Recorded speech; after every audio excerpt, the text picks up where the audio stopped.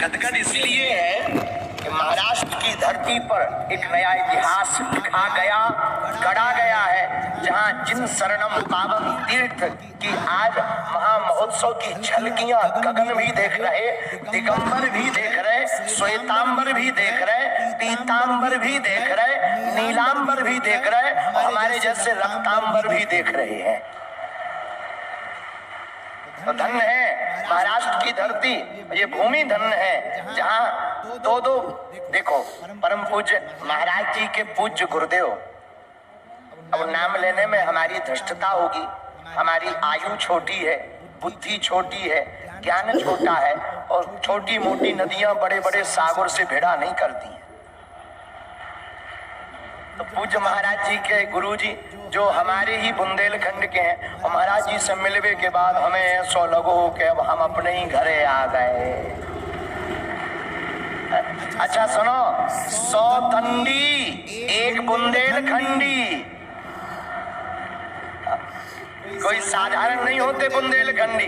ऐसे पूज्य महाराज जी आचार्य चरण पूज्य मुनि जी महाराज जी जो 1500 किलोमीटर की पैदल यात्रा करके हम सबको, आप सबको कृतार्थ करने के लिए अपने तपोबल से, सिद्ध बल से, ज्ञान बल से, बुद्धि बल से, विद्या बल से हम सबका कल्याण करने के लिए यहाँ पर अवतरित हुए, विराजमान हुए, पधारे हैं। ये हम लोगों का सौभाग्य नहीं, परम सौभाग्य है। अच्छा, एक आचार्य गद्दी तो लगी है बगल में, देखो गुरु और शिष्य तीन पीढ़ियां जहां बैठी हो, नीचे आप महाराज जी के, हम महाराज जी के कृपा पात्र, महाराज जी जिनके कृपा पात्र वो वहां विराजमान है।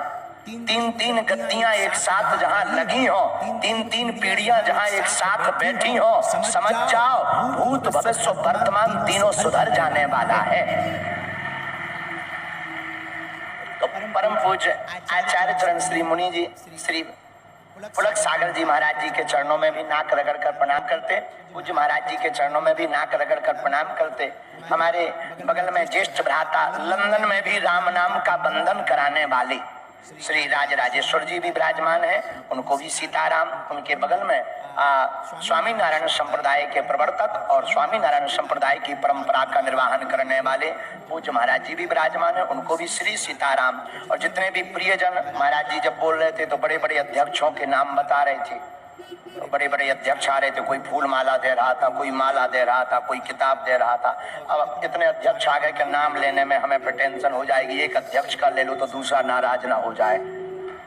इसलिए जितने भी सन्मुख सामने जो जहां विराजमान, सिया राममय सब जग जानी, करहु प्रणाम जोरी जुग पानी। सबको सीताराम में मान करके हम प्रणाम करते हैं। और जय जिनेंद्र, जय जिनेंद्र, जय जिनेंद्र, हर हर महा।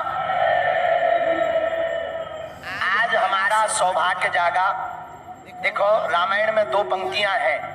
गोस्वामी श्री तुलसीदास जी ने एक जगह लिखा, पुण्य पुंज बिनु मिलहि न संता, लेकिन दूसरी जगह दूसरी चौपाई लिख दी, बिनु हरि कृपा मिलहि नहीं संता। तो किसी ने तुलसीदास जी से पूछा कि हमें संत मिल गए, अब हम ये निर्णय कैसे करें कि पुण्य से मिले हैं या भगवत कृपा से। तो बड़ी अद्भुत दया की तुलसीदास जी ने मुस्कुराते हुए कहा, गुरु कृपा से तुम संत के पास चल कर जाओ तो समझना पुण्य उदय हुए हैं, लेकिन संत चल कर के तुम्हारे पास आवे तो समझना भगवान की कृपा हुई है।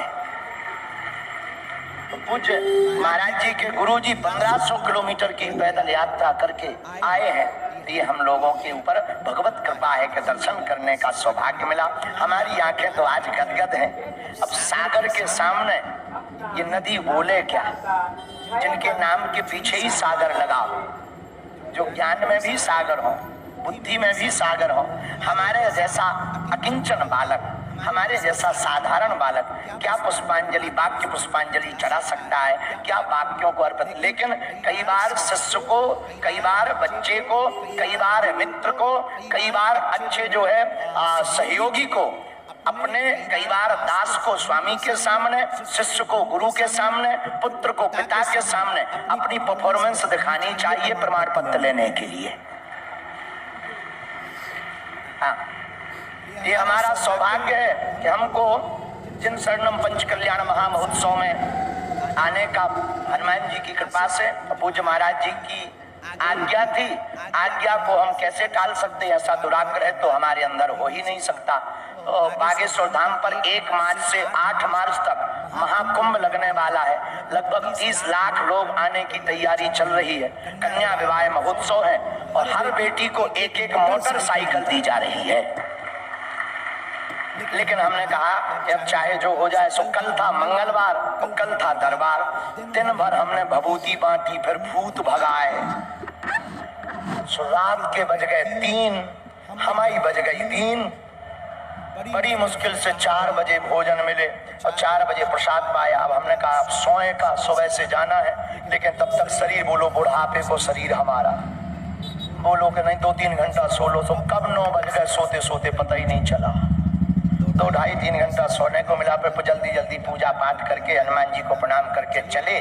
जब चील गाड़ी से उड़े तब यहाँ पहुंच पाए।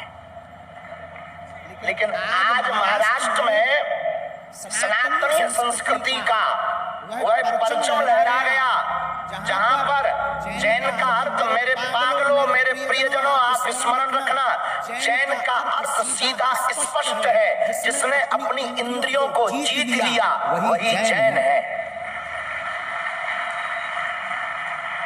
जिन्होंने आहार पर शुद्धि, जिन्होंने व्यवहार पर शुद्धि, जिन्होंने अपने जीवन की शुद्धि, जिन्होंने तन की पवित्रता के साथ साथ मन की पवित्रता कर ली, उन्हीं का नाम जैन है।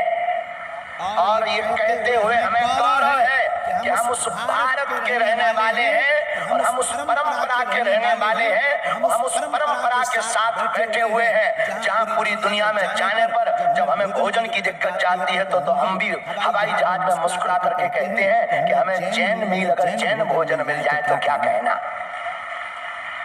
ये हमारा और पूरे भारत के लोगों का सौभाग्य है। और मेरे प्रियजनों और भारत के सनातन के लोगों, कभी किसी के बहकावे में मत आना। जैन परंपरा और सनातन परंपरा तो नहीं है। जैसे सूर्य और सूर्य की रोशनी में अंतर नहीं है, जैसे जल और जल की धारा में अंतर नहीं है, जैसे मीठा और मीठा के मिठास में अंतर नहीं है, जैसे गुरु और गुरु के शिष्य में अंतर नहीं है, वैसे ही सनातन और जैन परंपरा में भी अंतर नहीं है। जिस प्रकार कोई मीठा से मिठास अलग नहीं कर सकता, जिस प्रकार कोई नदी की धारा से धारा अलग नहीं कर सकता, सूर्य की रोशनी से रोशनी अलग नहीं कर सकता, उसी प्रकार कोई सनातन परंपरा से जैन परंपरा को भी अलग नहीं कर सकता। वही परंपरा है जो श्रीमद् भागवत पुराण के अंतर्गत परम तपस्वी एकनिष्ठ महात्मा प्रथम तीर्थंकर श्री ऋषभदेव जी महाराज के पावन चरित्र को गाया जाता है। पूज्य श्री ऋषभदेव जी महाराज, जिनके सामने सभी सिद्धियां खड़ी हो गईं, पर धन्य है जैन मुनि, धन्य है भारत के जैन परंपरा के प्रवर्तक महात्मा। मुनि से महात्मा बनते हैं और महात्मा से वो परमात्मा की यात्रा करते हैं। धन्य है जो त्याग करते, वस्त्रों का त्याग नहीं, अपने जीवन की प्रत्येक कामनाओं का त्याग करते हैं। मेरे पागलों, याद रखना, भारत के लोगों, भारत में कक्षा त्यागना तो सस्ता है, इच्छा त्यागना बहुत महंगा है।